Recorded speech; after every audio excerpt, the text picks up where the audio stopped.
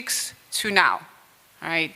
So what we want to do is we just want to hear from the youth. And as youth, I'm still youth. Yes, I'm still youth.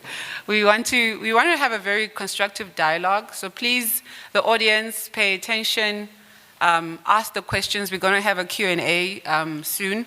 The program has adjusted a bit. So now, before we welcome the CEO, we're going to ask Ms. Kopano Mahlasi to come and give us a storytelling performance. Thank you.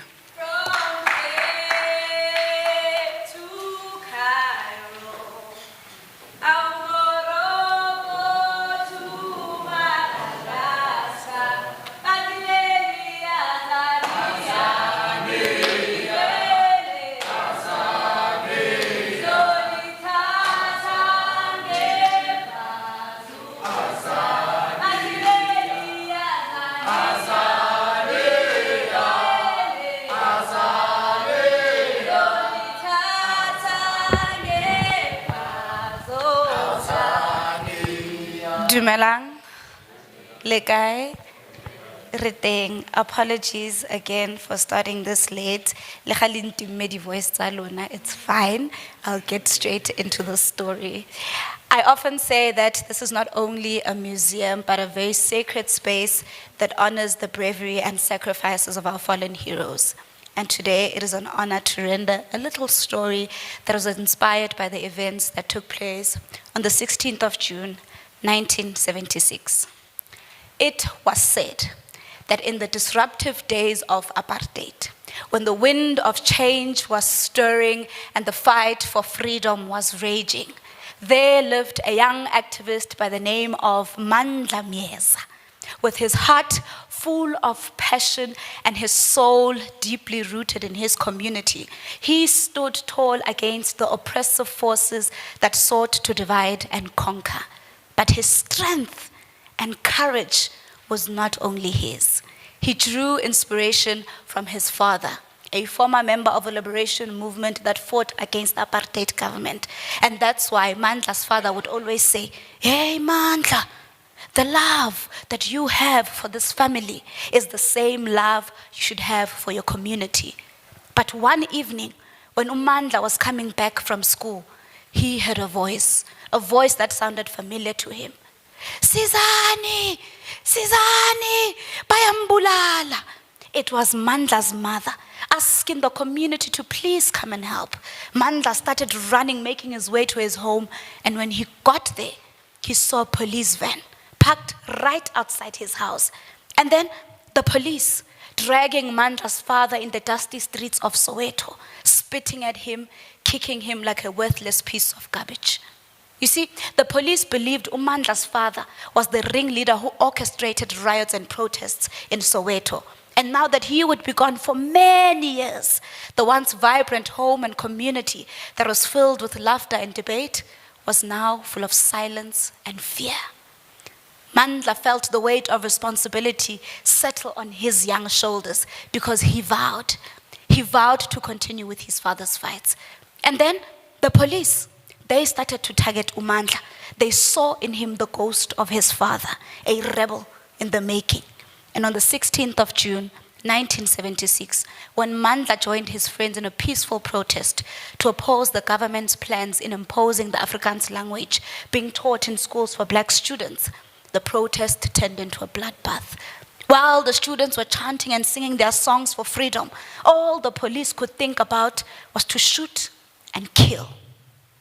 Without warning, one police officer started firing his gun, killing thousands of students in Soweto. Mandla's life descended into chaos as he witnessed the blood of his friends stain the streets and screams fill the air. He knew from that day that he had to flee to save his family and his community. He made it to Botswana, where he was always hiding in the shadows, always looking over his shoulders and never settling down to put his roots. Some say he made it to Namibia, Congo, Zimbabwe, where he continued to fight for justice and freedom. But his family, till this day, wait for him to return and reunite to a society that did not discriminate because of the color of your skin. And we hope that today, as we're about to begin this seminar, you too, as the youth, are always inspired to strive for united and equitable society, and not forgetting the words of Abattoir, "Xaboske, xabotema," or "Xawasip istamasta iyo." And in English, it is simply translated to, "A dream is not a dream until it is shared by the entire community." Thank you.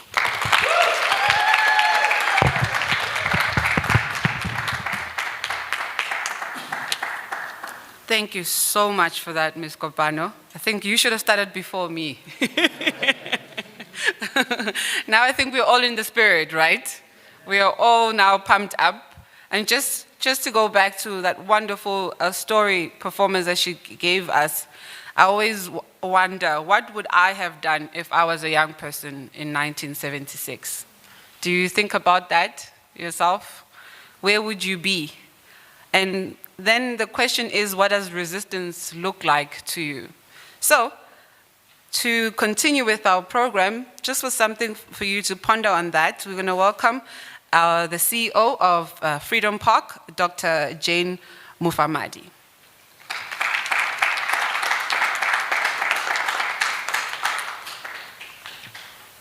Thank you, Program Director.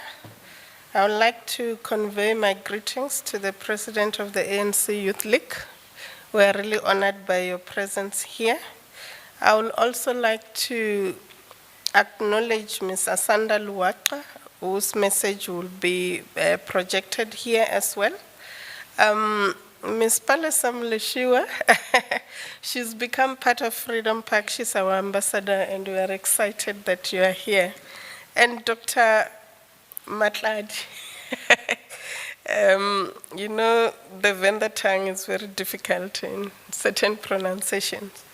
We are really excited to hear and learn from you. You have learned a lot already during our earlier chat. And our guests today here, you are most welcome to Freedom Park. This is your home, and we hope you can utilize this more. I was just telling the President that today, really, we just want to initiate conversation with young people. We have a very clear mandate and supported by our council that this year, our primary focus as Freedom Park will be on the youth. And we are hoping that as you are here, we will have more sessions with yourselves. You will also go and mobilize some of your colleagues so that we can begin to play a key role in building the nation. I just want to welcome you to Freedom Park. This is a memorial, this is a monument that was conceptualized to celebrate our liberation heritage. In 1999, President Mandela said that the day should not be far off when we shall have a people's shrine, a Freedom Park where we shall honor with all the dignity they deserve those who endured pain, so we should experience the joy of freedom. So we are about remembering. We are about redress. We are about giving back the dignity that was stolen. Where you're seated, this space is called the sanctuary, but it's actually part of a memorial called the Wall of Names. As we're sitting here, we have almost 200,000 names that we have inscribed of people who died across the various conflicts that shaped what we call South Africa today. These are just not names. These are names of your brothers, sisters, uncles, relatives, cousins. So the history we talk about is not just what you find in the textbook, but it is a living experience that many families every day are reminded of where we come from. As we're sitting here, there are families who still don't know where their loved ones are. So we continue the search. As Freedom Park, as the Missing Persons Task Team and other entities that we work together. You may have heard also that the Minister of Sports, Arts and Culture a few weeks ago announced the repatriation of the remains from Angola as a part 2 of the program that was initiated last year. So when we talk about history and the liberation struggle, this is real as it comes, because there are people, as I say, who are still waiting for the remains of their loved ones. And therefore, for us to conceptualize this dialogue, especially if you look at the theme,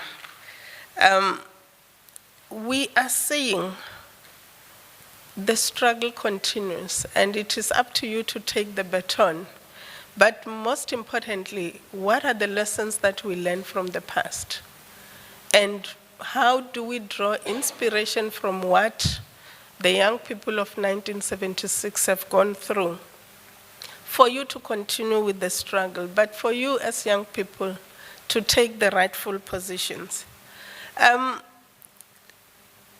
You know, when we talk about this liberation again and what young people should do, one of my sadness, it's observing how, and it's a critique that I'm waiting for you to correct me, how young people of today fail to mobilize. I do believe that compared to the young people of 1976, you have opportunities, you have got resources. One of our council members here is a former member of the UDF. Last week I was engaging her, asking how, because I always marvel at how those who bequeathed the freedom we have today were able to mobilize, form street committees without cell phones, without social media, but the message will filter through everybody in the communities. What is it that we need to do? What are the lessons that we need to learn today to mobilize as those who came before us? And as we know, you are never too young to start fighting for your rights. And these are some of the lessons and the reflections that we hope you will share.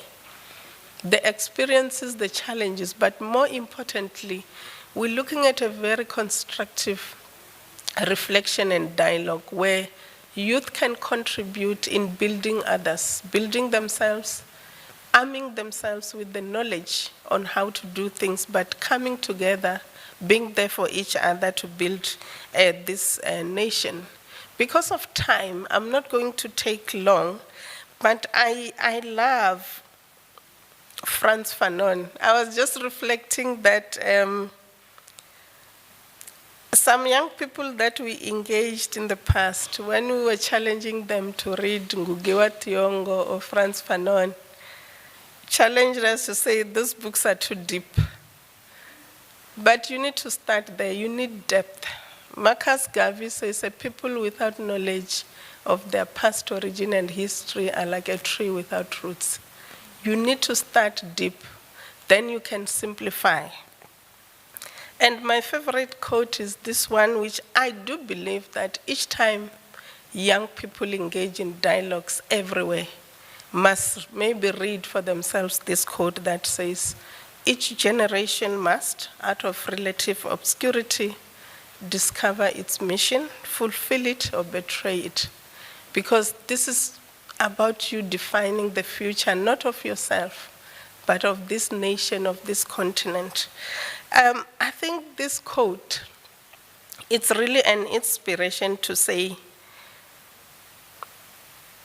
you must find your unique niche as young people. What are the current struggles? You are not fighting for Africans anymore, but you are fighting even more deeper challenges, probably.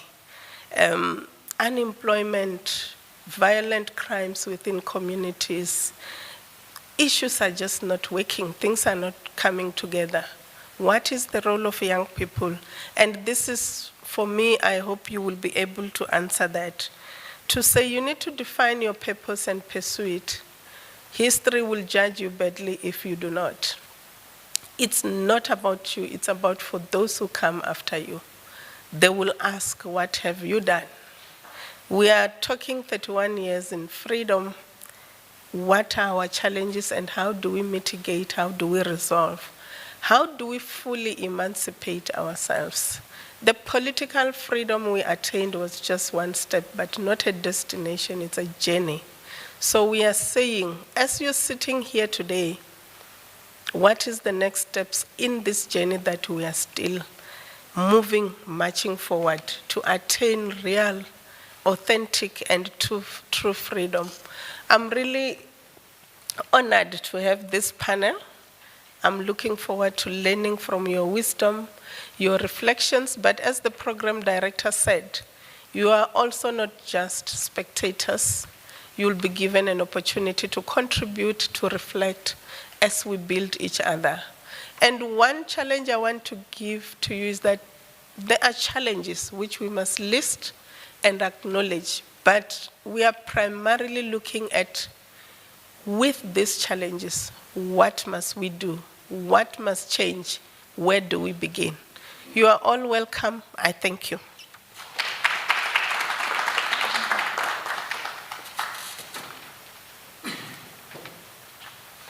Thank you, CEO. I always like her addresses because she always leaves you with homework. So I hope all of you have taken notes of the questions that she had. She really just raised some very important points with regards to the youth today. And I know to a certain degree, whenever we talk about youth, we like to complain about them.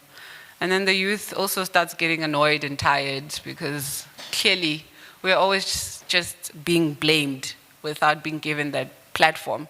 And I would like to believe that because of today, because we're not so many, I'd like to make this, luckily there's fire around us. Let's make it a bonfire. You know, at home when it's cold, you all sit around and you start sharing your thoughts, your emotions. This could be the time for you to do that. Let's do that. Let's say what we want to say, how we say it. You don't have to say it in English. You know, that's the beauty of South Africa.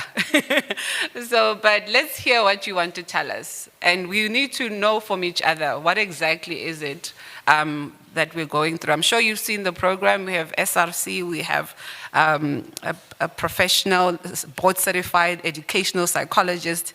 We have the president of the ANC Youth League. So I think this is the right opportunity. This is the right type of people that we want to be having these questions for.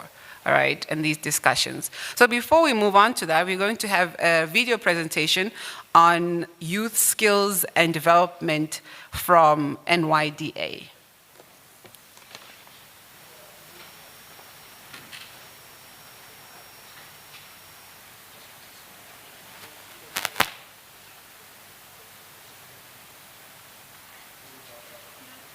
Distinguished guests, colleagues, my name is Asanda Luata. I am the Executive Chairperson of the National Youth Development Agency, also been newly appointed as the Chairperson of the National Skills Authority, an entity in the Department of Higher Education and Training, entrusted with the responsibility of supporting or giving advisory support to the Minister of Higher Education on all things related to skills development of young people. I wish to extend the opportunity from the Freedom Park to be able to deliver a message of support for the Youth Month seminar on echoes of youth resistance from 1976 to now. I wish to thank the Freedom Park for allowing me to present and do hope that the seminar will be fruitful and bear the results that are necessary for the empowerment of youth in this country. So from the smoke-choked streets of Soweto in 1976 to the mass marches of Fees Must Fall, our resistance has never been quiet, meek, or lip service. It speaks to the defiant rhythm of youth feet, the cry for dignity in our tongues, and the dreams that refuse to die in our hearts. Today, we gather not to mourn the past, but to inherit its fire, not to whisper history, but to shout our future. We are the children of June 16th, and at the same time, architects of Agenda 2063, the Africa we want. This is our moment, and it must not be wasted. So we are gathered here at a time of significant reckoning for our country. 30 years into democracy, we celebrate the bold steps taken as seen in the 30-year review report of South Africa's democracy. And yet, we are painfully aware of the distance still to be traveled, as witnessed in the quarterly labor force surveys. The promise of equity remains partially fulfilled as millions of our youth are disconnected from the economy, languishing outside employment, education, and training opportunities. Youth development, inequality, or underdevelopment rather, inequality, and systemic exclusion still haunt our national story.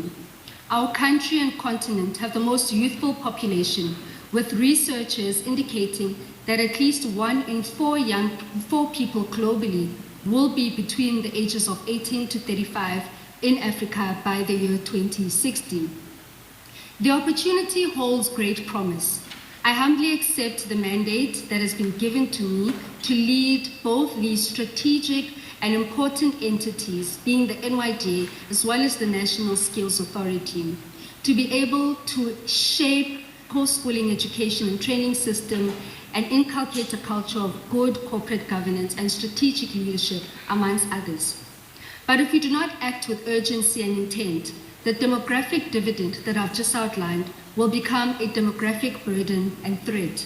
It will seriously jeopardize the country's future and undermine the Sustainable Development Goals and the very aspirations envisioned in the African Union's Agenda 2063, which speaks to secure our collective continental future aspirations and survival.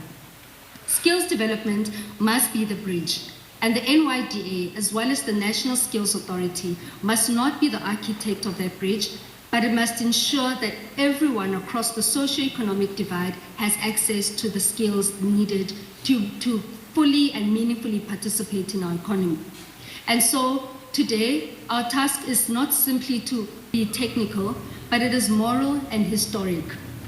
The National Youth Development Agency exists because the country made a legislative promise to never again leave its young behind. The NYDA Act, as amended in 2024, the National Youth Policy of 2030, as well as our Integrated Youth Development Strategy and National Development Plan, all affirm the radical truth that the youth are not the burden to be managed. We are a power to be unleashed. Yet too many people, young people specifically, are locked out of opportunities. Too many see land but own none. They hold degrees but dig through bins. They are trained but remain trapped in the cycles of poverty, addiction, and joblessness. But we refuse to accept this as normal. That is why the NYDA exists, not just as a funder of dreams, but as a partner in revolution. We are opening greater and more meaningful access to grant funding for youth-owned businesses, entrepreneurship development programs that are able to cultivate not just survivalists, but employers, job preparedness training that is able to align passion with production, and last but not least, skills development initiatives across areas such as your digital, green economy, your creative, as well as the industrial sector. And we say that entrepreneurship is not a luxury. It is a weapon against inequality. A young entrepreneur does not escape poverty. They hire others out of it. They build economies, they own their labor, and they're able to shift the power dynamics. But this revolution requires more than vision. It demands skills. This is why our institutions of higher learning, particularly our TVET colleges, must be seen not as backup options, but as economic engines. We must train not only to work, but to create, to innovate, and industrialize. From the raw materials beneath our soil to the rich harvests of our farms, let us add value here, manufacture here, and sell everywhere. This is how we will grow an economy that works for the majority. Education must meet us where the struggle is. And we know that the struggle is in townships without science labs. It is in rural schools without computers. It is in graduates without jobs. We are demanding a system that arms us not only with the certificates, but with tools of transformation. Higher education and training must be at the center of solving South Africa's biggest crisis, which is youth unemployment. It is here that the curriculum must speak to climate justice, digital innovation, land reform, the blue economy, sustainable rural and urban development, and economic emancipation at large. The ivory towers must fall so that a new knowledge economy can rise. In conclusion, to the young people of this country, your struggle is not just in protest. It is in your pitch desk, your welding gloves, your graduation robes, your innovation, and of course, your resolute determination. You are not voiceless, you are unheard, and we, as the NYDA, are here to amplify you. Let it be said that this generation did not sleep through a revolution, that we stood up unapologetic and unafraid, that we fought not for inclusion, but for ownership, that we remembered June 16th of 1976, not as a date, but as a mandate. This is the time to organize, to industrialize, as well as to democratize our economy. As it was in 1976, so it is now. The power is in our hands. I thank you.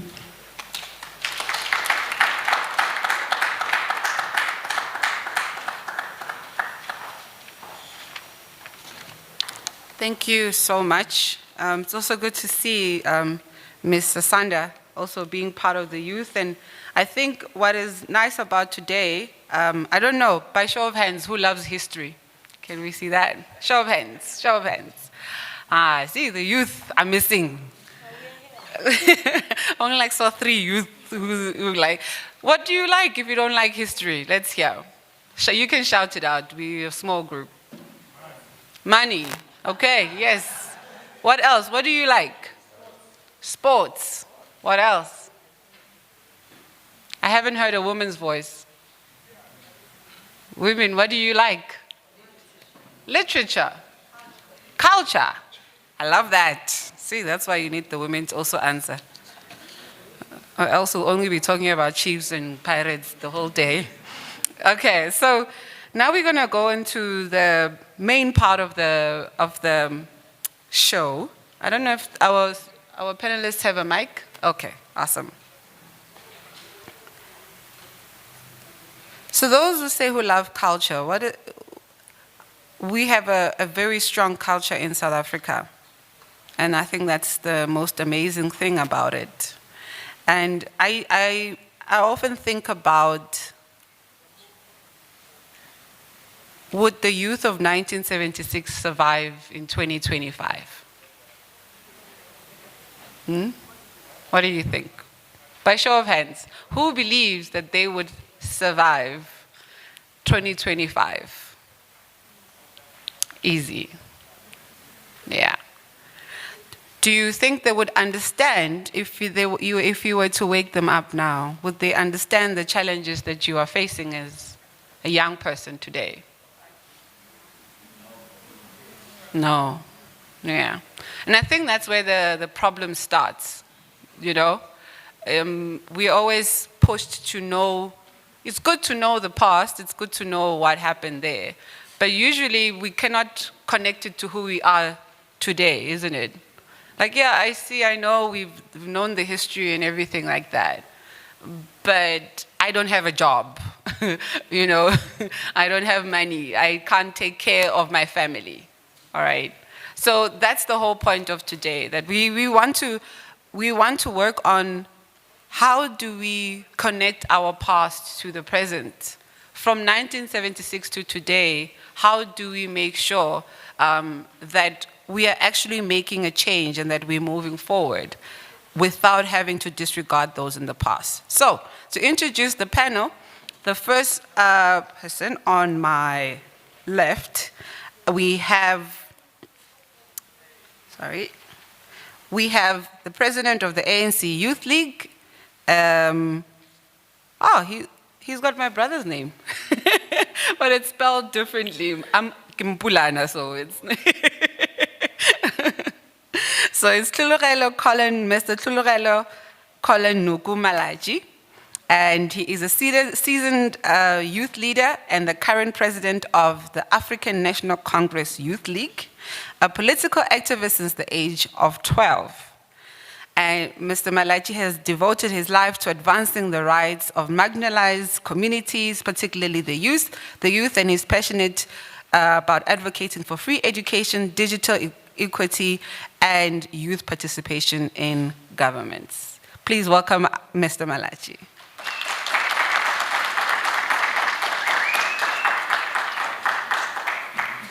Then I would say I have my student here. So we have Ms. Palisa Muleshiwa, and she is the Secretary General of the Student Representative Council, SRC, at the University of Johannesburg.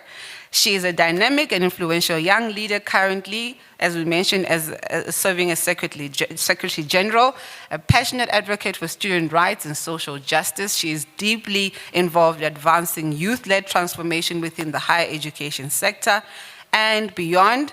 And as a student, she is currently studying towards a diploma in accountancy. Please welcome Ms. Palisa.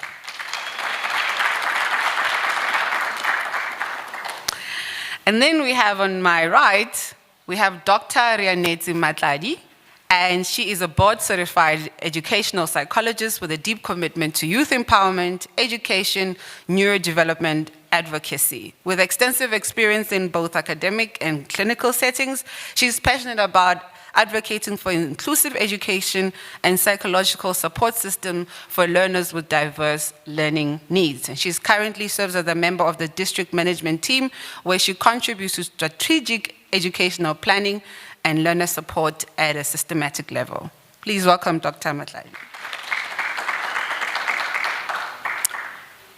So I think just before I ask each of our panelists a question, 30 seconds, let's hear your introduction. What are you bringing to this discussion today? We'll start with Doctor.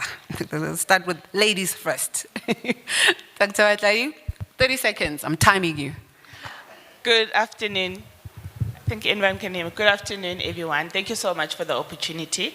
I think this is a very relevant topic for us to be discussing, because it's also good to merge the past with the present so that we are able to reflect on how far we have come and how far we can go beyond this. So I'll leave it at that for now. Thank you. Thank you for that, Doctor. Then we go to Ms. Palisa, 30 seconds. Good afternoon, everyone. Thank you to Freedom Park for having me again. It's always an honor. I'm just here to just be a voice of the intellectual hub, be it a student, a learner, someone who believes that education is the economic change for all of us. So I just want to be here to be able to at least voice out our concerns, our wins, and where we can take it from where we are as the youth going forward. Thank you. Thank you. And then finally, Mr. Malachi. Thank you very much, Program Director. I think mainly my focus will be on the second phase of our struggle. As the Program Director said, it's a journey. Now, mainly I'll focus on the economic structure of South Africa. All right, awesome. So now we know where they stand. So just to ask Dr. Matladi first, many young people today face anxiety, depression, and identity confusion.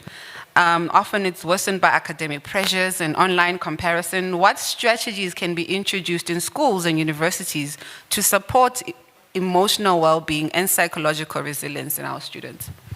Thank you very much. Well, firstly, what we've noticed is that a lot of students are actually not aware of the psychological services that are available at universities. And also we need to destigmatize going to a psychologist. I mean, I'm sitting here, I don't look like I can bite anyone, can I? But I can definitely help you be able to channel your own strengths. And also, what a lot of students don't realize about themselves is that they have innate strengths within them. It's just a matter of you identifying your strengths and using your strengths as a barrier or as a cushion against challenges that you might have And also, all of us are born resilient, so you need to be able to channel your resilience factors to be able to use those resilient factors to buffer against challenging circumstances. And another thing that I think is undermined a lot in our society is the network that we built, the people that are around us. There are so many people who actually have so many other resources or know people that can help you with a certain challenge that you are experiencing as a young person. So as young people, we need to speak up. It's not shameful to tell the next person how you are feeling, especially for the male gender. We don't find a lot of males in therapy because, again, it's still that stigma to saying that hake hafi, or I'm not going to go to Vescopis, I'm not a KC. And all of those are really nonsense that we need to move away from because it's actually quite damaging. And again, what I'd like to emphasize is self-awareness. We all need to have a level of self-awareness so that we can know who we are. As we were speaking earlier on, we all need to know our worth. And every individual has that level of worth within them. And once you have identified your worth, it's very seldom that other people can take advantage of you. Thank you. Thank you for that, Doctor. You know, I imagine the ones who did survive and those that didn't survive, if they were here in 2025 from 1976, they would be suffering from post-traumatic stress disorder. And my question is, would they go see a psychologist about it? And that's something we need to, you know, and it was traumatic. You know, imagine, the one who was carrying Hector. That is trauma. And how do you expect somebody like that to be able to grow and to live a normal life? It doesn't work like that. So I'm very glad that we're talking about the mental issues. If you cannot get a job, if you don't have money, it's going to affect you mentally. The same way when your favorite team wins, mentally it affects you. So obviously you will always be affected. So that's something that we always also need to always remember. And unlike, we have the privilege of these services today, unlike in 1976 when there was that segregation and you couldn't go. So let's use those services. So we're going to a question for you, Ms. Palesa. What is the role of student leadership in reimagining a future where education is not only acceptable but also aligned with job creation and entrepreneurship? Thank you so much for that question. Our primary goal, obviously, is to represent students and their interest. So we sit in panels as student leaders that ensure that policies get reviewed. From time to time, maybe if you can check the curriculum, it would speak to like theory-based education. And now it is our time as student leaders to say that we must stop just only providing theory-based learning and actually provide training in universities or TVET colleges to ensure that our graduates don't get exploited. It is also important for us to foster an industry-academia partnership to ensure that we host workshops and programs with specific private sectors, the government, and some stakeholders to make sure that students have the opportunity to know that there are those companies that are willing to employ them. At UJ specifically, as the SRC, we collaborate a lot with societies. There's a society that is based on entrepreneurship. It's called Enectus. So we have like those programs where they give students that want to explore into business or entrepreneurship, startup money, stipends, to ensure that at least they can innovate themselves. So I think that it's important that as much as we're there to exist for assisting students to have accessibility to education, it's important that we also make sure that we equip them with the skills that they need in terms of entrepreneurship and job creation, and make sure that there are acknowledgement of the knowledge of all the job opportunities that are there. Thank you. Thank you. Thank you for that. So the UJ SRC is really working hard, or hardly working? Yeah, we're working hard. Okay. I was thinking about what Biko said, that the system concedes nothing without demand. Youth must be prepared to challenge, disrupt, and confront. Is the SRC doing that? We are always ready. Is it? Those of you who went to university, did the SRC ever work for you? Awesome. Many of you made it out because of SRC, right? So we thank you for those services. It really does. And I say this because I am a lecturer, so obviously I can't go to the SRC. But I will tell you that there's some challenges that when students face, in my mind, I'm like, please let them go to SRC, you know? Because I know that if I can't solve it, the SRC can definitely do it. So thank you for doing that. And I hope you guys keep working at it and taking care of our students. Right, then we move on to Mr. President. How do you respond to the view that while youth remain the majority of the country, they're still relegated to political backbenches, while older leaders continue to make decisions that shape their futures? Thank you very much, Program Director. The question that you're asking me, my apologies for my voice, it has always got me in trouble. The issue of pensioners, ageism, and all of that. But I lead an ageist organization. By that I mean that the Youth League membership is open from the age of 14 to 35 years. You know, I always raise this argument also with the Women's League, say that we are in a non-sexist organization called the ANC, but the Women's League is organizing women on the side. Now, those are small contradictions that are there in the movement, but it's an important sectors that must be organized because they're the most dispositioned, mainly in the economic activities of the country or many other issues. Look, one of the issues that we're dealing with now is the high level of unemployment, which the stats are very clear that it affects mainly the youth. And I saw some article by the CEO of Capitec in his argument saying that unemployment is way below what the stats essay is saying. He's arguing that in this unemployment that we are putting in place, we have not recognized the informal traders, we have not recognized other activities that are happening. So according to his stats, it is way below the 6%. But my argument is that part of the reason that we have high level of unemployment, apart from us not utilizing beneficiation program, utilizing our raw materials, apart from us not industrializing our economy. Because one of our problems is that we can't even explain even today, why did we deindustrialize our economy for the interest of China? When China industrialized, China we deindustrialize, while we have the important minerals here to utilize that. As the Youth League, we've made a resolution which we campaign for, where we are saying that not more than 70% of raw material must leave the country. They must remain here and be beneficiated here. We met some CEOs and they made an argument with the Youth League that we want to beneficiate in South Africa. Part of the problems we're faced with is that the energy security is a problem. Also, the energy is expensive for any beneficiation industrialization.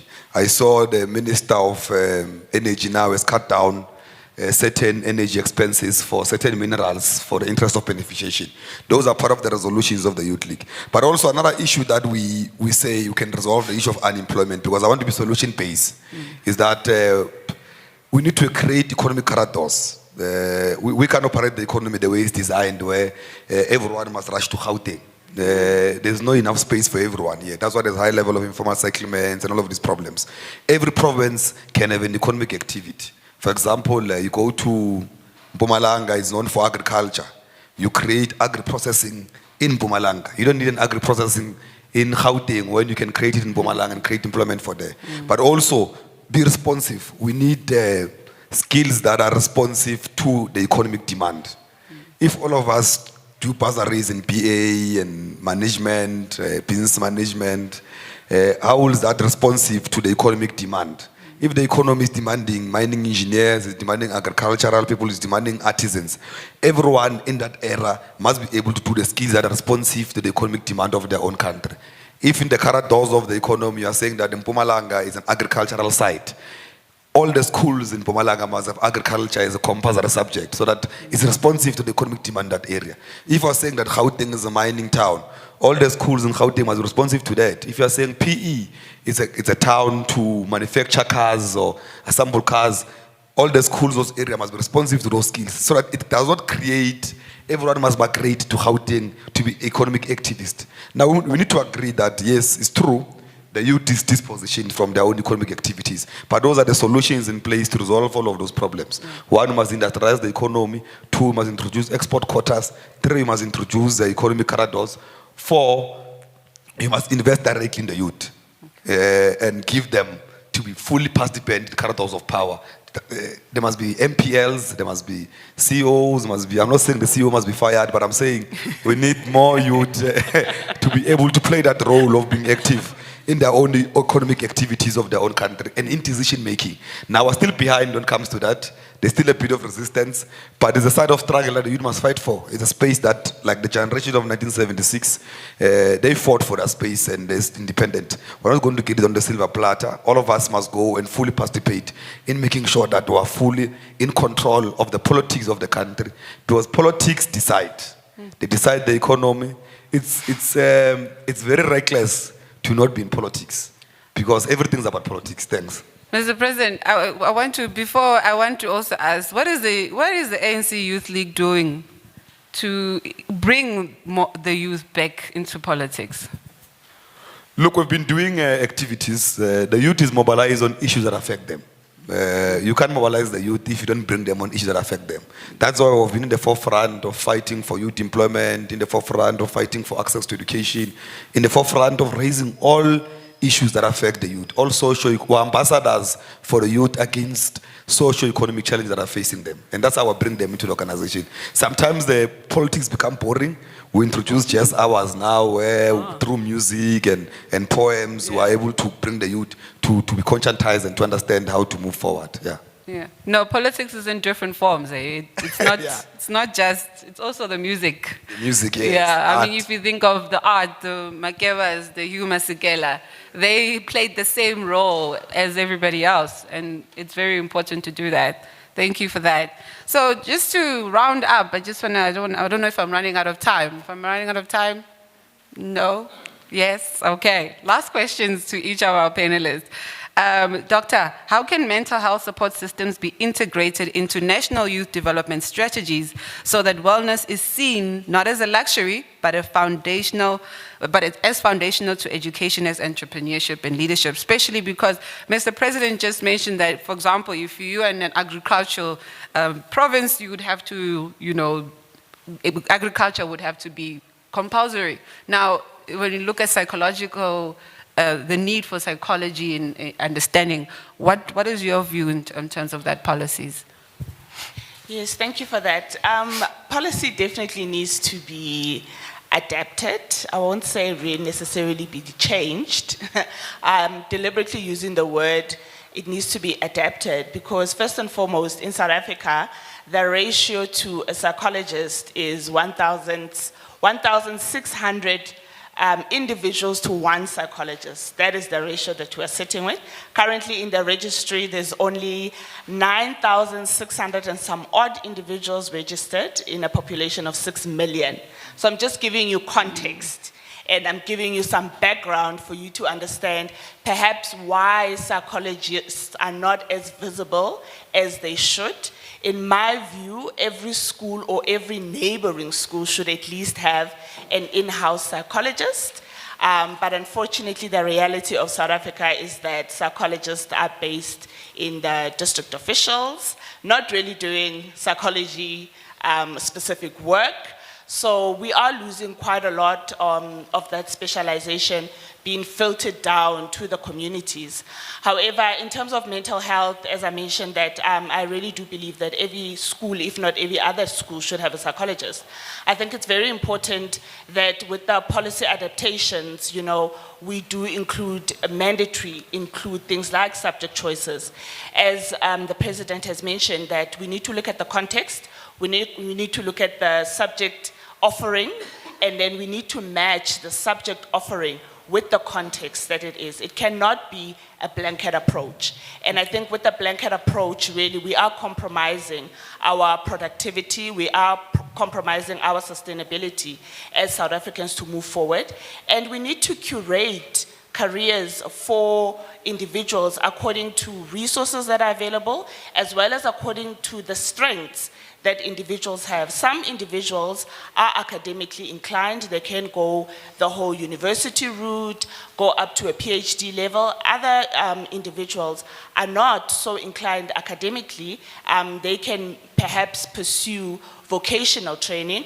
I look at myself, I would never be successful in vocational training because I'm just not gifted in that skill. But there are some people who, you know, the vocational skills and the soft skills that one acquire from that can be materialized into a career. So I think that as individuals or as youths, we need, again, I'm emphasizing on strengths because we want to work for more of a positive psychology paradigm where we are using what we have rather than sitting and complaining about what we don't have. So in the absence of resources, we need to tap in internally to be able to move forward. Thank you. Thank you for that, Doctor. You know, that's a very scary statistics that there's not a lot of psychologists, and yet there's so many psychology students. Everybody studies psychology. You know, when you go and then all the courses are full, and then there's psychology and theology left. Then they all take psychology. Like, so where are all the psychologists, all right? I mean, we should really be specializing in psychology. We are a country full of trauma, guys. I mean, literally, I mean, it's all great, we can talk about it, but this is trauma, and I think that's why I once went to the Constitutional Hill, actually. I would say, who's ever been to Constitutional Hill? Please, if you've never been, take the tour, because then you will understand 1976 much better. It's a very eye-opening. I think we need to plan that. Freedom Park needs to like do something and then say we will meet at Constitutional Hill. The reason for that is then you get to understand that trauma is embedded in our DNA. And that's the thing about apartheid. Even if it ends, the DNA, you may not have been born there, but you come from a parent that was raised in that time, which means you've carried that trauma and you don't even know you have it. It will manifest in its own way. Not to veer off too much, I was reading about how India, you know, Indians suffer a lot from diabetes. And I'm like, why would they suffer? And they said, no, this started with Winston Churchill when he colonized India. And during the war, it was really bad, so he would take all the food produced in India and take it to England.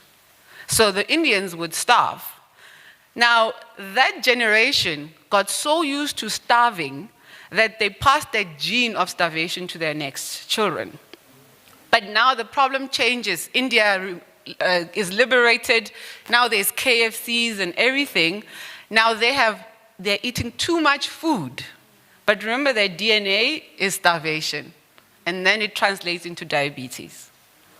Imagine, just that stupid little thing that someone decides to colonize the country. So now think about what South Africa has gone through. So you may not think you have the trauma. You're probably thinking, you know, somebody died in 1976, you know. I'm not dying, you know, it's fine. But because you come from that legacy, small things that can trigger you can actually traumatize you as well. So don't look down on it and say, I wasn't there, I didn't struggle, so I might not be suffering. So please, just remember that. Remember the legacy that apartheid has in your DNA as well. Ms. Palisa, in a system that still favors academic theorists over industrialists, how can institutions evolve to support innovation, production, youth-led enterprises, especially in our townships and rural areas? Thank you for that question.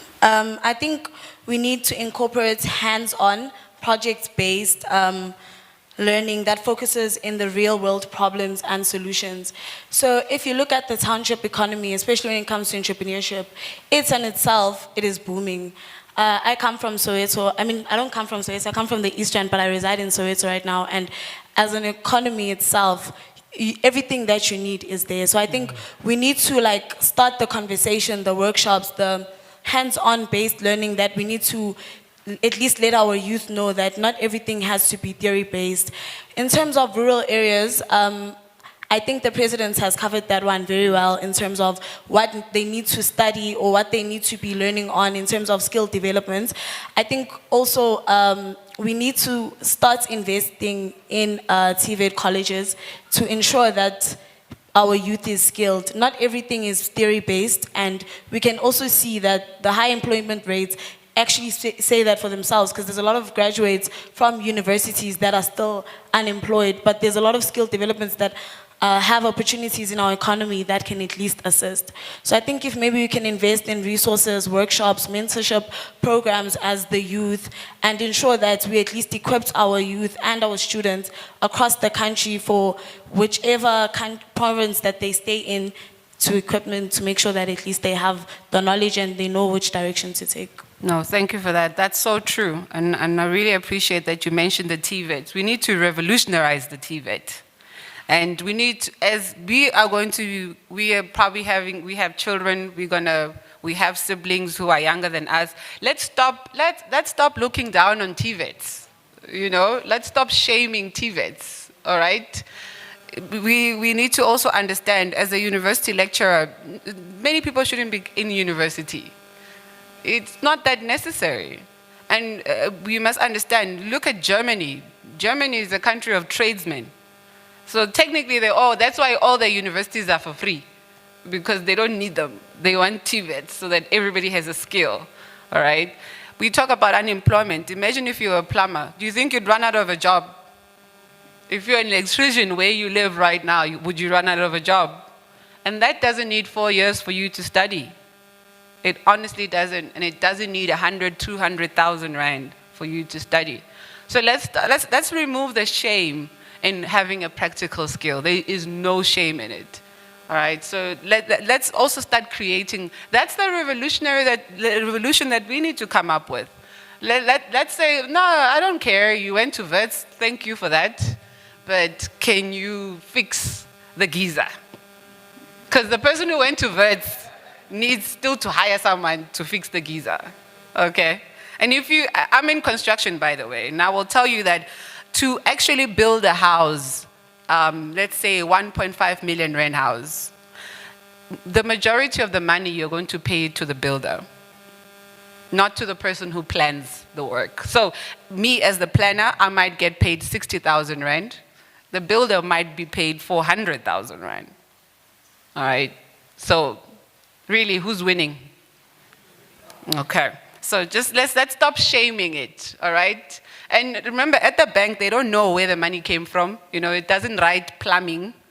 It doesn't write PhD. It's just money at the end of the day.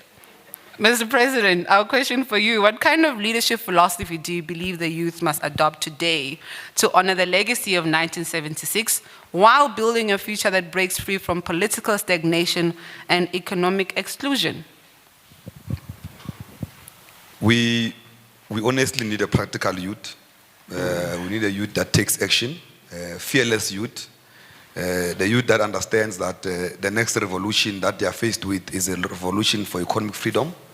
The youth that appreciates that there were generations that came before them who fought for political freedom.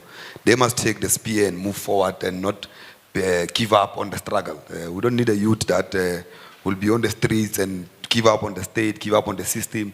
We need a youth that can change things, a youth that can bring new ideas. You know, just to add on the point that you have mentioned on the issue of the plumber versus a doctor.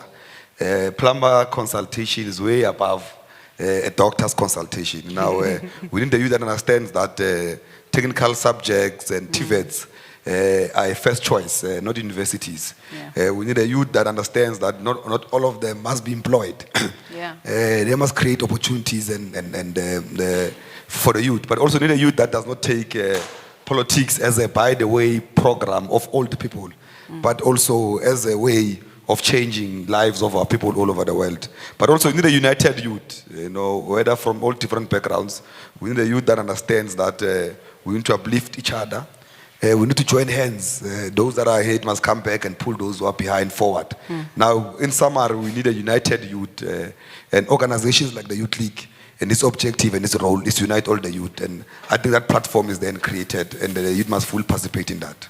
Oh, thank you for that. Thank you for that, Mr. President.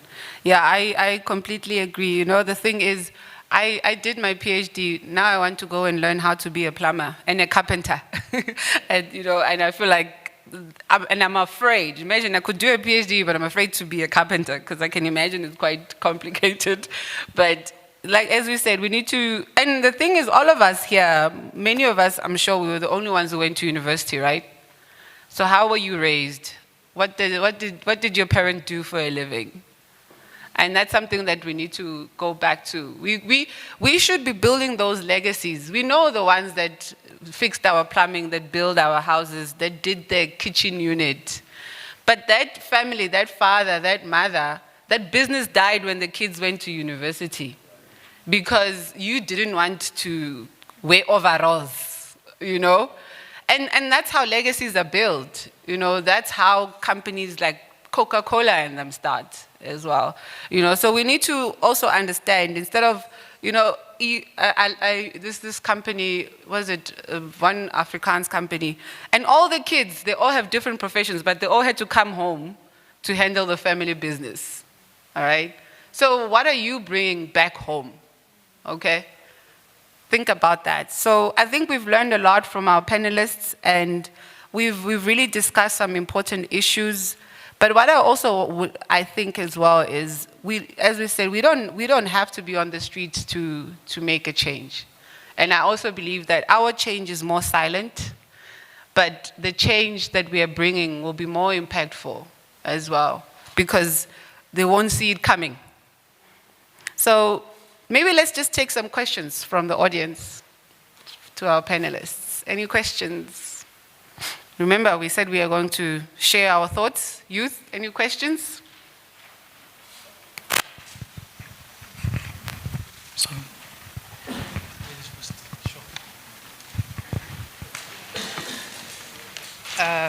Good afternoon, everyone. I'm Princess Nonkululeko Mahlangu. I'm a former chairperson for the South African Royal Princess Network. I'm a vice chairperson for Johannesburg Chamber of Commerce Youth Commission. I'm a chairperson for an NPO that does skills development programs, which is Siakula. I'm also, my business is, I do petroleum, which is Nkule Musa Petroleum. Yes, so many hats, but I handle it. And also, I'm a traditional healer. Yes, I don't have a question, but I hope it's being heard by the right ears. But what I'm saying, I'm youth, by the way, I'm 31.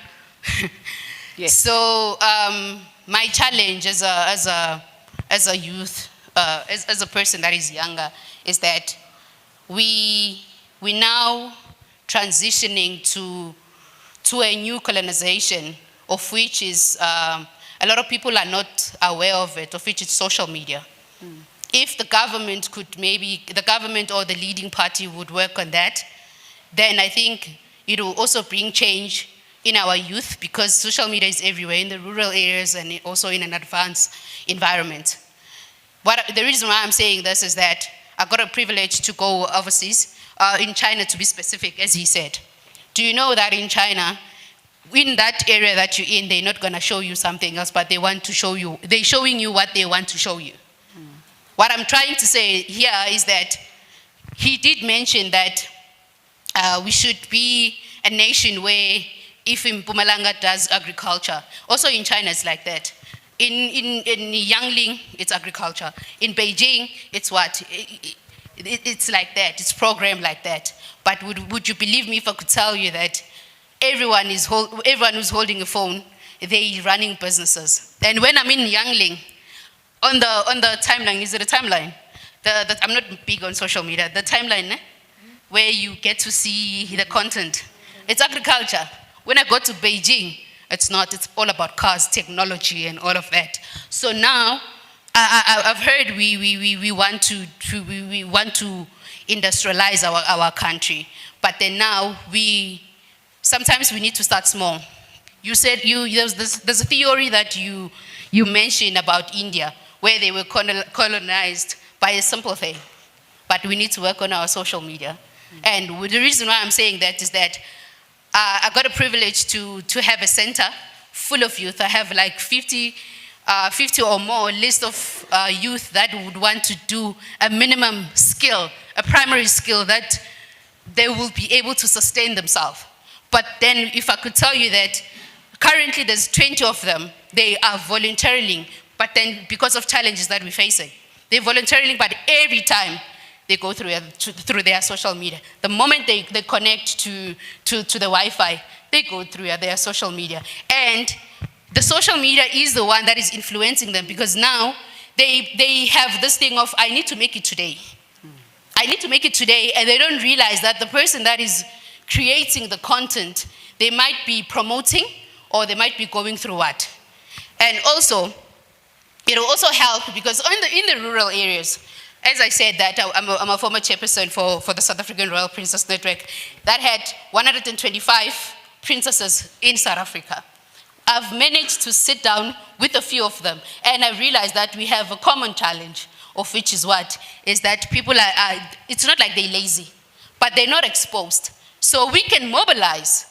So we can use social media to mobilize the information, as you said on the beginning of your program, that back then the youth were able to pass the messages. Yes. Why can't we use the social media to pass the message? Why can't we use the social media to industrialize South Africa? Why can't we pass the message? Why can't we pass the social media to advertise all the organizations and all the companies that actually give out skills that people will give them faith, that not faith per se, but a practical example that it's doable. Okay. Thank you. Yes. Thank you for that. That's a very good point that you're bringing out, social media. It's almost like a double-edged sword. You know, one side it's blinding us, and the other side it's colonizing us, and at the same time, you know.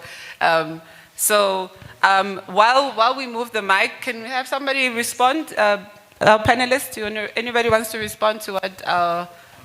Yeah, you want to comment? You want to respond? You agree with it? You all agree with it? Thumbs up. Okay, cool. No, that's very true. Do we get the mic? Do you have the mic? Okay. Yeah. No, it's very true. I feel like I was just thinking of, we have one, then we'll go. I was actually thinking, how about maybe one day we all switch off social media, like as a youth? Hey. Just one day. Oh. You know, I've always learned the people who are afraid, the one who's afraid is the one who fears the most is the one who's afraid to lose. Because what do you lose? Think about it. I remember during when Oprah Winfrey still had her show, you know, she had this thing once a year where they would shut down the entire building because it was a massive building. They would shut it down for 1 hour. Load shedding, you know, fancy load shedding. And the reason why they did that, the amount of energy they saved in that hour was able to keep them running. Just 1 hour. So I always think about what would happen if the youth of South Africa, everybody switched off their social media for a day. And the reason why I say this is somebody would notice, not just somebody in South Africa, but whoever is running that system was going to notice. And that's where the power comes in. Once you understand that if each of you, we don't say let's all do it. If I say I'm going to do it, and you tell yourself as well, we don't know what would happen. But I promise you it would bring out something that maybe we'd never even thought of. So that's something. But yeah, can we have the gentleman there? You have a comment, a question? Mine, it's a comment. Okay, I like comments, hey? Yeah. I love this youth. Yes, I'm Dando Matebula. I'm from the University of Technology here in Tshwane. So I'm a graduate, I'm a double graduate of the university. I did my studies before the COVID-19. So it was difficult growing up. It wasn't that easy. That's why when I was graduating, the country had a COVID, a shutdown actually to say it wasn't easy for this person to graduate. So I've graduated online. But where I'm coming from, we still have challenges like the Wi-Fi. You see, not all the areas of the country do have this proper necessary needs for us to have an advanced country. So we, as a country, we have a challenge with this revolution that we are heading to. So I guess us as well, if I can make an example, there are old people that can't put their phone into chargers, and these chargers that we are having now for phones, they are getting outdated. So what I mean is that we don't have necessary skills to actually battle the war that we are facing as a country. We still, us as well, the old people and the younger people, they need to work together so that in the future we don't have issues whereby like we're still talking about economic starvation. Yes, yeah. So we are being excluded as young people, not to say the government, but us as to empower ourselves. Yeah. We need to come together so that we tackle this economic starvation that we are So I having. think Mr. President has homework, ne? Yeah, we have homework for the president. So last question, last comment over here, the gentleman over here. I like that now we are all warming up. We'll continue after, because I think we really, over there, yeah. Oh, sorry. I think we really need to be open about those challenges as well. Yeah, okay, yeah. Yeah, we talk. So me and Selby are friends. So maybe that's why. Oh, that's why he's ignoring bringing you. the mic to me. Yes. I thought we were friends too, but after well, I'm friends today- with everyone in here after today. Ngiyanibingelela nonke dumelang. Igama lami nguPhesi, and had I been at a spiritual gathering with all the points that were raised today, I don't know how many amens I would have said. But all the points that were raised, very powerful, insightful, inspiring, and profound. I like what you said, Doctor, when you spoke about legacies, because we all have where we come from, and our parents, those that came before us, they had certain talents, they had certain skills that they used for sustenance.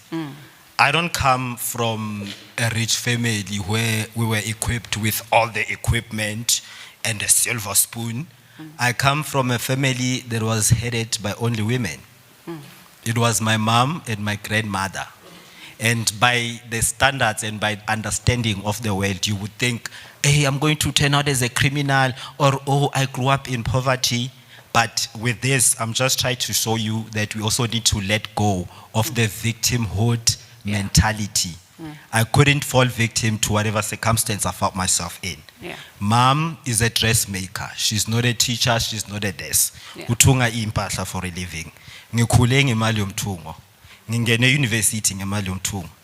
Kodwa kungizwisa ubuhlungu namhlanje, some of my relatives, they avoid learning the skills sokuthunga from my mom. When my mom comes visits me here at Pretoria, I would have relatives at Free State calling her, we don't have money for food, can you please send us some money? But she left her sewing machines, 4 of them, back in the Free State. So abantu bahlezi with means of production. Yeah.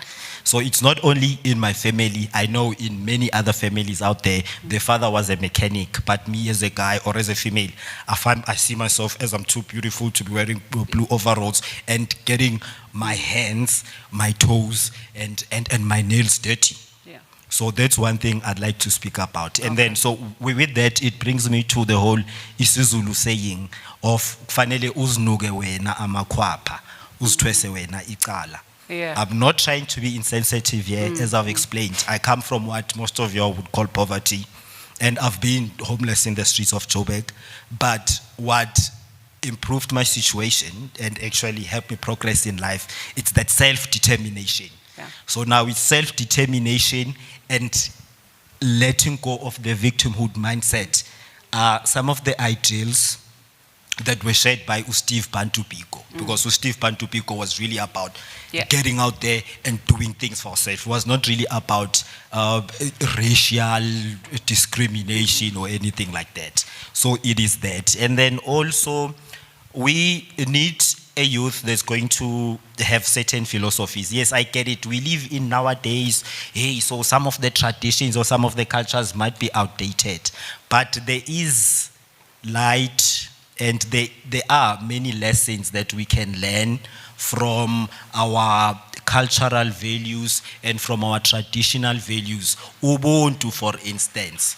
Ubuntu not only teaches us that we are through each other, but Ubuntu, it is also a philosophy of speaking about how one can make a living in a specific community.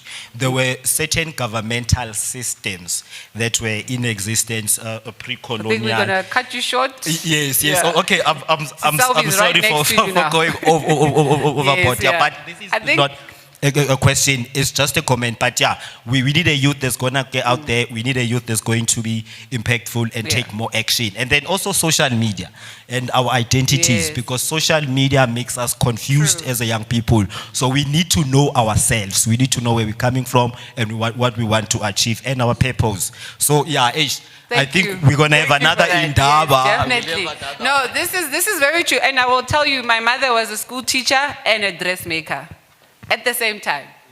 Yes, and all four of us went through, we are all doing well now. So yes, it's very true. My grandmother owned a farm. She had everything. She slaughtered cows and pigs and, you know, that sort of thing. So you're right. That's why I asked right now that even though you've gone to university, how did your parents survive? And the fact that they got you to where you are now, maybe go back and try to understand how did they actually make it. That's your first business lesson, actually. That's your first lesson in how do you deal with the challenges that move on. And we right now, I will tell you, I work at a university now. I only have one child because I feel it's too expensive. And my mother was a school teacher and a dressmaker with 4 children. You understand? So already that thing, you need to find out from them. Find out from home. Stop looking at it. You're looking at tomatoes. How does tomatoes like 10 rand? How did mom make it all this time? You understand?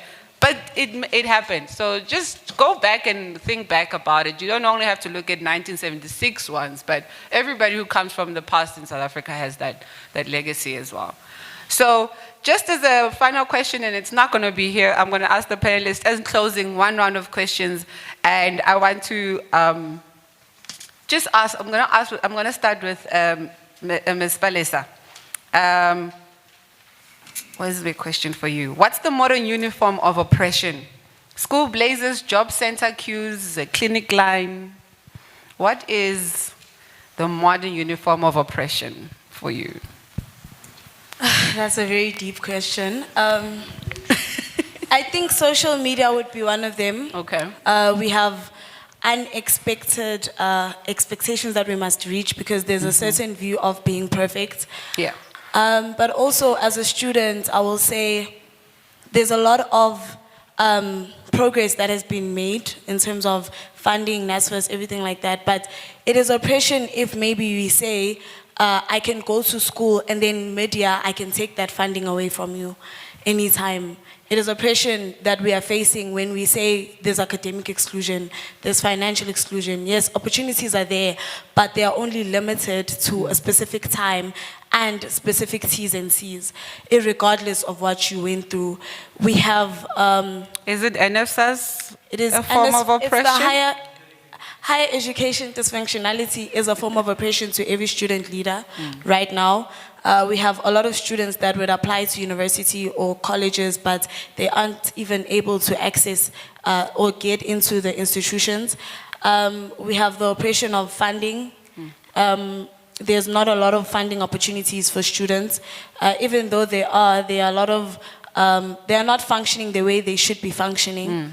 There are a lot of accommodation crises that we are facing.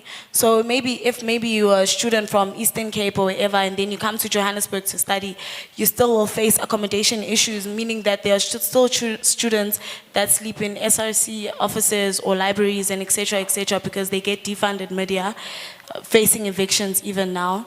So modern day oppression for a student is that what you might have now as a student might be taken away anytime because of a higher education system that wasn't functioning properly, now it puts you at a disadvantage. Thank I you. think. Thank you for that. Doctor, what scares you more? The government or the youth's hopelessness? Anyone who knows me knows that I'm usually not politically correct. I think the government is really compromising us because a lot of the structures and policies that are put in place, I feel that as the youth, we need to emancipate ourselves from them. And because they also hold the power, I dare to see how we can actually start with that emancipation. Because really, the one who has the voice is the one who has the power. And I think once we can move away from that and give the power to the people that can actually actualize the dreams of a South African child, not only a South African black child, perhaps we can move forward. So for me, definitely, I have a gripe with the government. Thank you. Okay, thank you for that, Doctor. Mr. President, I want to ask you something that is not expected. What's the one thing you refuse to be silent about as the president of the Youth League? I refuse to be silent about the injustices. There is a myth that there was never apartheid, there was never oppression. There's a myth that the economy of the structure of the economy reflects the demographics of the country. Now, my voice must be used everywhere, even if it angers those who are in control. It must be for the restructuring of the economy of this country to reflect the demographics of the country. I refuse to be silenced about youth in leadership. I feel that is a compulsory program that we must all fight for. The youth must be full participant in the economy of their own country. They must also be in all corridors of power. Thank you for that. And I want to say, I know maybe, the ones they still feel young, They remember back in the day, but they're not young anymore. They must move. Eh? We must start having age restrictions. But because, isn't it by law, youth is 35 and younger? Yes. And yes. Yeah, but they need to, I know they get to a point where they're still feeling, because I know today it's going to be weird, and I'm sure I've disappointed some people because there's no one from the past here. But it's always good. We need to move. We need to have a succession plan. And that plan shouldn't be who was there in 1994 at that meeting or in 1980, because some of us were not born then, But yeah, thank you for that. Thank you for that. Thank you for everybody for joining us. And I really appreciate your time, the energy that you brought. I could see a lot of nodding. I see a lot of frustrations, which is also very good. And I think maybe we've challenged ourselves to do something else today. So maybe think about it. What are you going to do? What is your take home for today? What are you going to reflect on when you get home? And just to go back to what the points that have been raised. Number one, you need to take care of your mental health. All right? And mental health means different things to different people. So figure out for yourself, what is that feeling that makes you feel off? Deal with that. And when I say deal with that, ask yourself, what is it? Where does it stem from? So let's focus on that. Focus on mental health. Let's also focus on activism. As we've seen, it's not just about ourselves, but bringing other people up with us. If you have survived something, you don't have to be running an organization. I think that's the other thing. It doesn't have to be registered for you to be able to take care of another youth in your community. One you can see is going astray, and maybe you almost went that way. Take their hand and take care of them as well. But also, everything is political.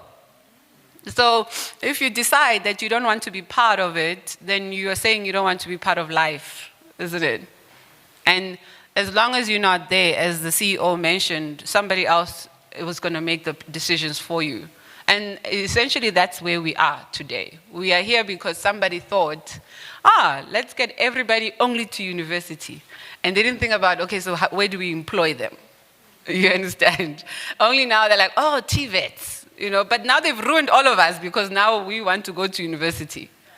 So you just do it. I know there's one thing one professor once told us. He left us and said, and I want to leave it with all of you. It's nothing profound. But if you look at how many we are and how many you are here, if you all just decided to do something together, it's either you opening an account to save money, to help each other. If you're working on something and you have somebody to assist you, you don't know how far you will go with it. And that's how most businesses have started. That's how most companies have evolved as well. Find like-minded people like you. If the group you're in doesn't get it, they don't want to, then leave them, get to another group as well. The ones in 1976, they were able to do it because they all, in their own, as I said, go to Constitutional Hill, in their own determination, that is what they wanted to do. There was nobody who was standing there. There was no Mandela standing there saying, guys, let's go. Everybody wanted to do it. And they were willing to die for whatever they believed in, all right? So the same thing with you. If you want, whatever it is you want to do it. And find like-minded people to do it with you as well. But the one thing you must know, there is no shame in who we are. And we are in a system, in a country that allows us to be who we are. And you don't know this until you go overseas. In South Africa, many of the things we have, informal settlements, overseas it's viewed as a bad thing. In South Africa, it's actually a good thing.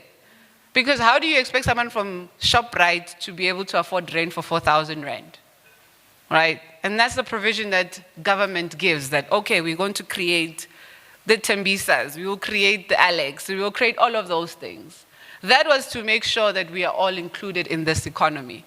So find your inclusion and work it and exploit it. Thank you, everyone. Thank you so much.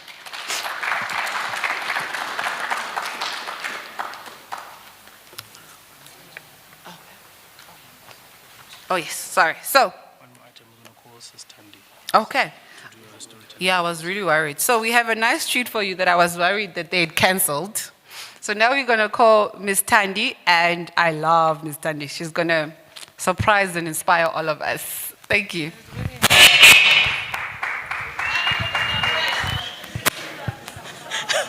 That was the surprise and inspiration. Hey, ta! Hey, ta! Ta! Hey, ta! Ta! Oh, okay. We're standing in the spirit of the youth of 76. We know what they were able to achieve, right? I'm hoping niyazazi ingoma za 76. Sabashiya bazale kaya. Sangena kwamanye amazwe kungazikho noma noma silandela inkululo sabashiya bazale ekhaya sangena kwamanye amazwe kungazikho noma noma anjani lamaqabane. Hey ta sabashiya bazale ekhaya sangena kwamanye amazwe kungazikho noma silandela inkululeko. Sanibonani ninjani? Hayi siyaphila, ndingumahadebe. I am a storyteller. And I love stories. I grew up with them ekhaya. I usually tell them from my great-grandmother. But today we are not telling stories from my grandmother. Today's story is one that was written from pain, screams, torture, and silence. They say if you visit Johannesburg Central Police Station, you can hear it. The 10th floor of John Foster Square still breathes, not with life, but with memories of the bodies of the youth of the 70s and the 80s that never stopped echoing. It breathes with the footsteps of shining black boots from the apartheid special branch that march through the corridors at night, decades after the torturers and their young victims have turned to ashes and dust.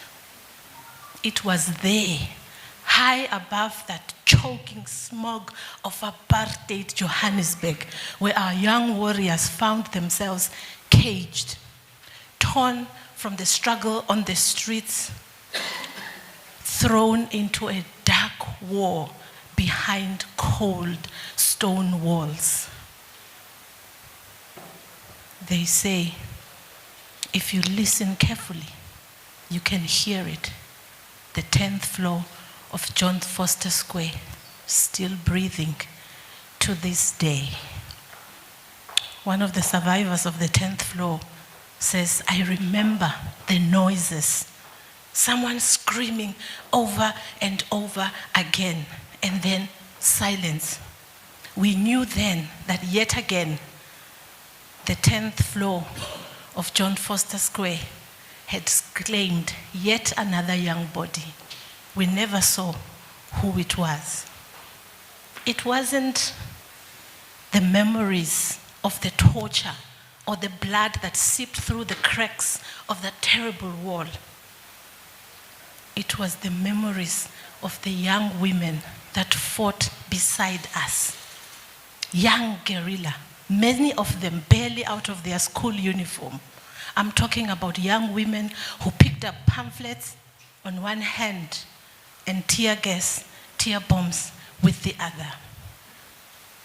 Young women that crossed borders on foot to join the armed struggle in other countries.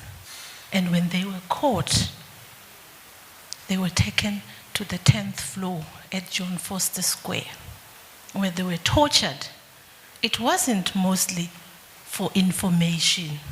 These were girls that fed the underground with whispers, with passwords, with information. Girls who hid grenades under their skirts. And their crime, when they were tortured on the 10th floor of John Foster Square, was because they were young, they were black, they were female, and they had dared to dream about freedom.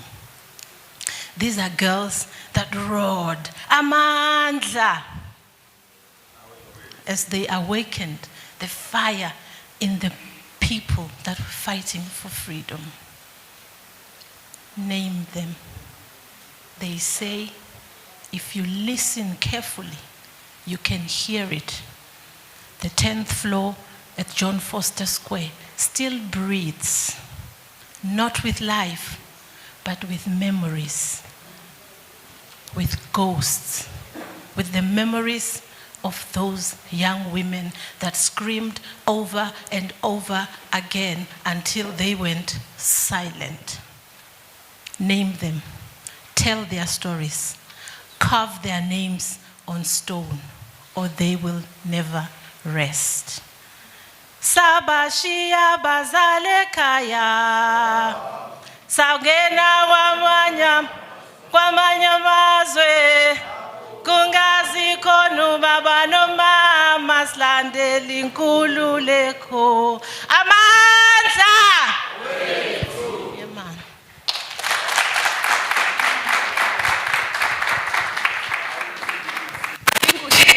I think she deserves another round of applause.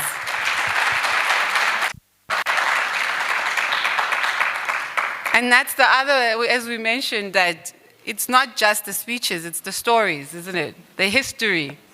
And I really appreciate it every time I listen to Ms. Tandy. It's like she takes you through cities, emotions, struggles, just through the ears. You can just visualize it, isn't it?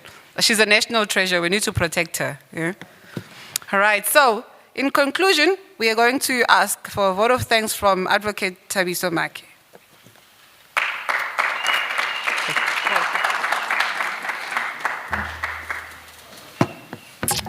Ke a leboga Motshwara Marapo wa ka mmereko a so montši ne re nyaka go thoma no gopela tshwarelo ka ge re thomile lata. We had unforeseen circumstances, so I'd like to thank those who stayed throughout, those that came early in the morning, targeting the 10 o'clock starting time.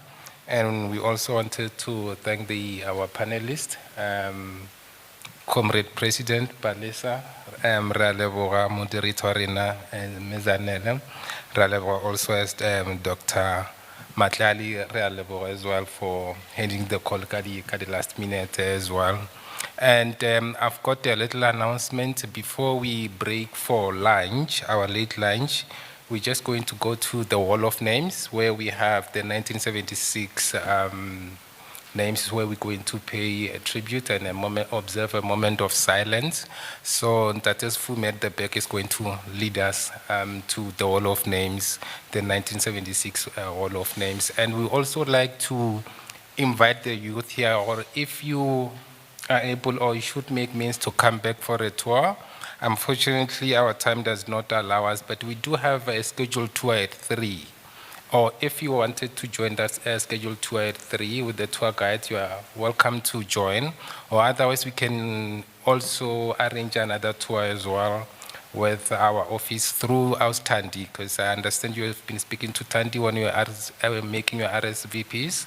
Or there's a tour at 3 that is going to start. So if you can just indicate to Selby or to myself while we're walking to the Hall of Names, if you want to join the 3 o'clock tour or if you'd like to come back. But we can go to the Hall of Names. Once we're done with the Hall of Names, and then also continue with our lunch. Thank you.